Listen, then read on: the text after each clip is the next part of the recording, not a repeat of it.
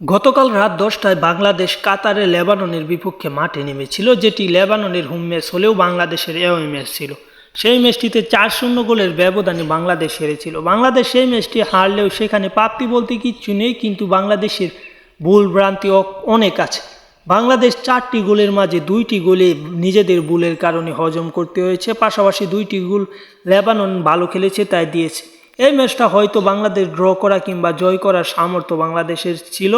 বাংলাদেশ শেষ 15 মিনিট বা অতিরিক্ত সময় নিয়ে যে সুন্দর একটি ম্যাচ খেলেছে, তা থেকে বাংলাদেশ জয় বঞ্চিত হয়েছে বলেই বলা যায় বা ধরা যায়। কারণ তখন লেবানন থেকে আক্রমণ কিংবা পাস পজিশন সব দিক থেকেই বাংলাদেশ এগিয়ে ছিল, কিন্তু বাংলাদেশ গোলবারে গিয়ে আর শট রাখতে পারেনি, ওয়ান টার্গেট কিংবা অফ টার্গেট শট রাখতে পারেনি।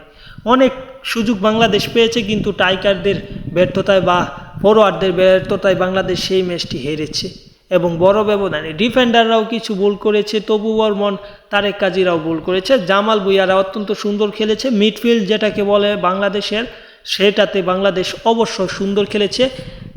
ডিফেন্ডাররা এবং ফরওয়ার্ডদের ভুলের কারণে ম্যাচটি হেরেছে। বাংলাদেশের প্রাপ্তির জায়গায় একটা গোলরক্ষক অত্যন্ত সুন্দর খেলে এবং ডিফেন্ডাররা মোটামুটি ভালো খেললেও এই ম্যাচে তেমন ভালো করতে পারে না। মিডফিল্ডটা অত্যন্ত শক্তিশালী এবং বাংলাদেশের দুর্বলের জায়গা সেটি হচ্ছে ফরওয়ার্ড লাইন।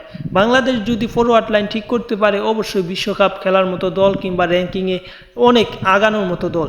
বাংলাদেশ ভারতের মতো দলকে হারাতে পারে বা ড্র করতে পারে ভারতের সাথে। সেই ভারত বাংলাদেশের থেকে অনেক আগে, তারা লেবানন, কুয়েতের মতো দলকে প্রতিনিয়ত হারাচ্ছে বা ড্র করছে। সব কিছু মিলিয়ে বাংলাদেশকে আরও এগিয়ে যেতে হবে এবং সুন্দর ফুটবল খেলতে হবে।